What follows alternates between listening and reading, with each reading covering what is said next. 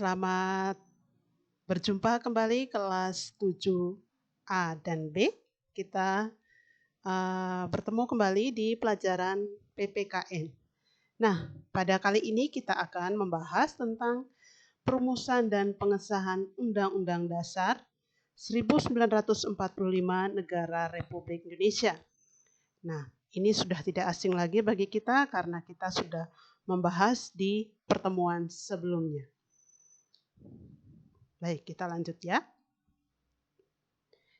Nah, terkait dengan Undang-Undang Dasar Negara Republik Indonesia tahun 1945, coba digambar di sebelah kiri ini.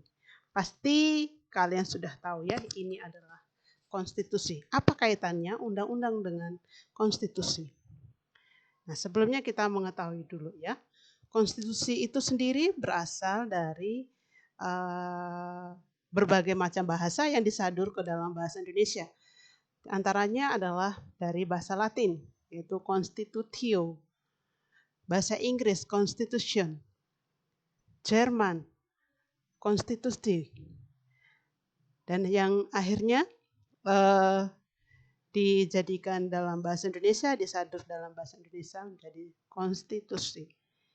Konstitusi sebenarnya adalah undang-undang dasar, ya, menjadi pedoman dan pegangan kehidupan berbangsa dan bernegara kita.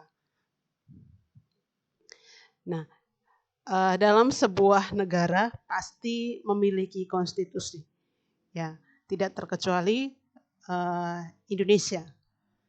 Nah, undang-undang dasar ini dalam negara kita adalah sebuah aturan yang mendasar, yang menjadi fondasi terbentuknya suatu negara. Apalagi negara kita yang merdeka dan berdaulat seperti saat ini.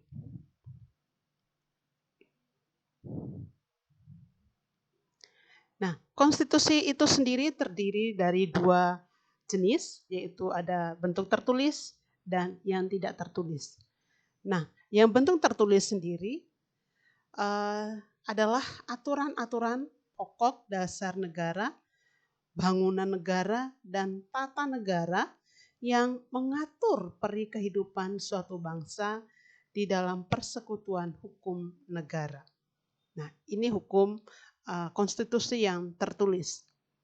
Sedangkan yang tidak tertulis merupakan suatu konvensi atau kebiasaan ketatanegaraan yang sering timbul dalam sebuah negara. Nah, contohnya apa sih hukum yang tidak tertulis ini? Contoh konvensi ketatanegaraan adalah pengambilan keputusan di MPR berdasarkan musyawarat untuk mufakat. Pidato Presiden pada tanggal 16 Agustus 1945 di depan sidang paripurna DPR. Dan sebelum MPR bersidang, Presiden telah menyiapkan rancangan bahan-bahan untuk sidang umum MPR yang akan datang itu. Ya, contohnya. Berikutnya terkait dengan undang-undang sendiri, biasanya mengatur tentang pemegang kedaulatan, struktur negara, bentuk negara, bentuk pemerintahan, kekuasaan legislatif, kekuasaan peradilan, dan berbagai lembaga negara serta hak-hak rakyat.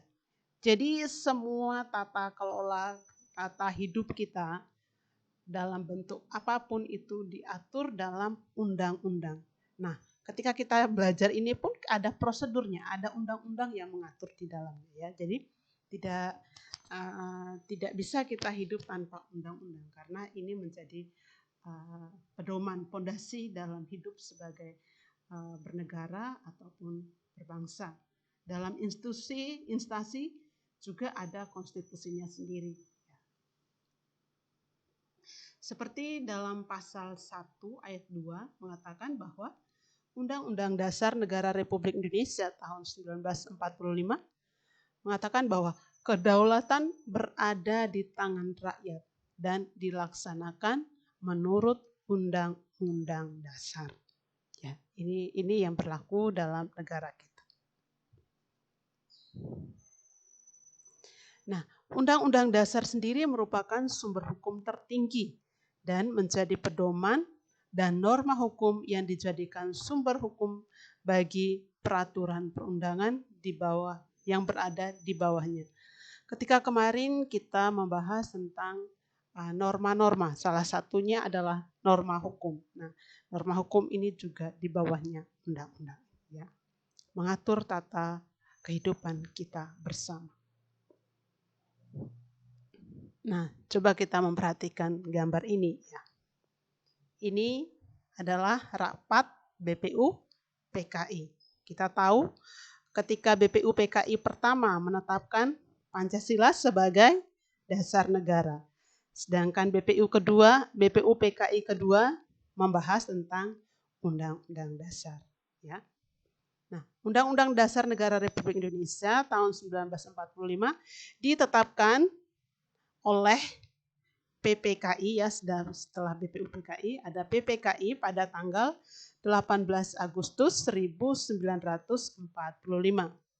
Naskah Undang-Undang 1945 pertama kali dipersiapkan oleh BPU PKI. Nah, ini adalah para tokoh, ya. Panitia kecil perancang Undang-Undang Dasar. Nah, apa yang dibahas di sana? Yaitu membahas dan menyepakati pertama, ketentuan tentang lambang negara. Yang kedua, negara kesatuan. Sebutan Majelis Permusyawaratan Rakyat dan membentuk panitia penghalus bahasa yang terdiri atas Jajaningrat, Salim, dan Supomo. Nah, ini adalah hasil sidang di tanggal 13 Juli. Nah, ini kalian sudah membahas dalam kelompok. Nah, kita berlanjut pada sidang tanggal 14 Juli mereka membahas BPU PKI mengadakan sidang dengan agenda pembicaraan tentang pernyataan kemerdekaan. Nah, panitia perancangan Undang-Undang Dasar melaporkan hasilnya. Pasal-pasal dari rancangan undang-undang berjumlah 42 pasal. Nah, 42 pasal tersebut ada 5 pasal termasuk tentang aturan peralihan dengan keadaan perang serta 1 pasal mengenai aturan tambahan. Tanggal 15 Juli itu pembahasan tentang rancangan Undang-Undang Dasar. Ketua perancang Undang-Undang Dasar yaitu Soekarno memberikan penjelasan tentang naskah yang dihasilkan dan mendapatkan tanggapan dari Muhammad Hatta. Kemudian lebih lanjut Supomo sebagai panitia kecil perancang Undang-Undang Dasar diberi kesempatan juga untuk memberikan penjelasan terhadap naskah undang-undang tersebut. Nah, penjelasan Supomo antara lain menjelaskan betapa pentingnya untuk memahami proses penyusunan undang-undang. Nah, kita sampai pada rapat di tanggal 16 Juli. Nah, tanggal 16 Juli itu naskah Undang-Undang Dasar akhirnya diterima dengan suara bulat dan disepakati, ya, kesepakatan Undang-Undang Dasar menjadi Undang-Undang Dasar Negara Republik Indonesia yang disahkan dan dipakai untuk negara kita sampai saat itu. Selain itu juga diterimanya usul-usul dari Panitia Keuangan dan Panitia Pembela Tanah Air atau PETA. Nah, berikutnya kita akan, kalau tadi adalah bagaimana proses perumusan Pancasila, nah sekarang Undang-Undang Dasar 1945, sekarang adalah pengesahan Undang-Undang Dasar 1945. Nah, pembahasan rancangan Undang-Undang Dasar menghasilkan naskah pembukaan dan batang tubuh. Undang-Undang Dasar ini dikenal dengan sebutan Undang-Undang Dasar Negara Republik Indonesia tahun 1945.